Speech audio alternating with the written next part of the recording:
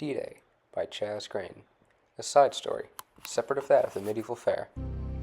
As FDR remarked in his speech, on December 7th, 1941, a date that will live in infamy, the U.S. naval force was suddenly and deliberately attacked by the naval and air forces of the Empire of Japan. While the attack on Pearl Harbor was no surprise, this battle kick-started America's involvement in World War II. A few weeks later, Joseph Stalin asked America to join the war in Europe and help defeat the Nazis. A couple months later, after the Battle of Midway, the first American victory against Japan, the United States sent its first troops, the 133rd Infantry Regiment of the 34th Infantry Division, to Belfast, Northern Ireland, on January 26, 1942. That year, the Big Three, Joseph Stalin, Franklin Delano Roosevelt, and Winston Churchill, began planning for D-Day. It was originally scheduled for June 5, 1944, but a storm heading in from the Atlantic forced Eisenhower to postpone D-Day for 24 hours. The leading meteorologist, Group Captain James Stagg, forecasted the storm would let up by mid-June, and an opening occurred June 6. The training and preparation that took place for D-Day was amazing. It had to be kept under the utmost secrecy. The 1st Army Group was a fake battalion that was stationed in Calais, the prime spot for an invasion of Europe. Calais is a port city that had the necessary harbor for docking battleships and troop transports. Naturally, the Nazis suspected that the Allies would invade here, so their defenses were heavy. The 1st Army Group was responsible for making the Nazis believe the Allies would invade Calais, though the real objective was the beaches of Normandy. On midnight, June 6, 1944, buzzing and roars were heard on the English Channel. The Allied Task Force has amassed the largest amphibious invading force of all time. This comprised 6,939 vessels, of which were 1,213 warships, 4,126 landing craft, and 864 merchant vessels. While this seems like a formidable force, and it was, it still had to go through the Atlantic Wall, the second longest war wall in history after the Great Wall of China. Stretching from the bottom of France to the tip of Sweden, it measured 1,670 miles long. In spite of this, Allied aircraft snuck to their drop zones, released the paratroopers, and flew away.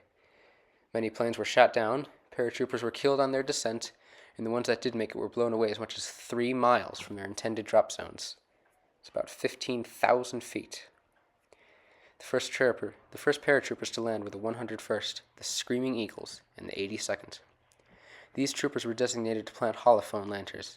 These helped illuminate the drop zones. But even with paratroopers helping them, 156,000 troops still had a ton of difficulty progressing up the beaches and securing their designated zones. Belgian gates and teller mines made it impossible to get to the beach at high tide, so Higgins boats had to get through to the beach at low tide.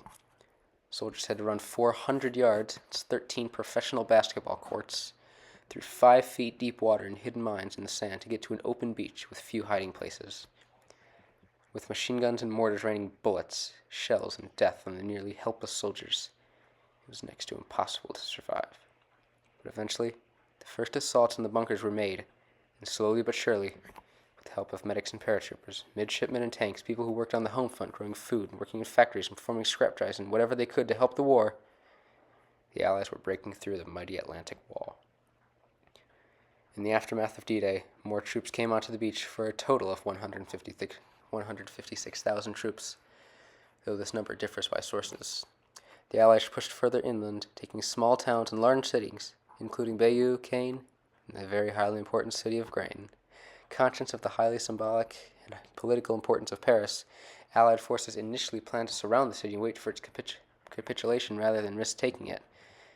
There were inherent costs of street-to-street fighting and the obvious risks to the population.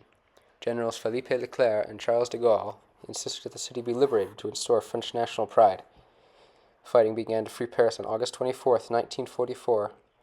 General Leclerc's vision immediately ran into German defenses, and the firefight that followed saw the destruction of a number of German tanks. The right-hand column, under Colonel Bilote, faced even more serious opposition and was quickly bogged down outside the capital by a series of strongpoints in several small villages outside Paris. By August 25, 1944, just hours later, Paris was taken by a coalition force of French resistance and Allied troops. After Paris was taken, the Allies steadily moved to the banks of the Rhine River. The Soviets also began to win more battles in the east and began to move through Poland and into Berlin. The Soviets were the first to enter the once mighty city, now bombed out. While the Soviets did most of the fighting, America helped by bombing Berlin for 31 days straight. On May 26, 1945, Admiral Karl Donitz, successor of Adolf Hitler for a brief period in May, the Third Reich surrendered to the Allies unconditionally on May 26, 1945. Please remember to like and subscribe if you enjoyed this video.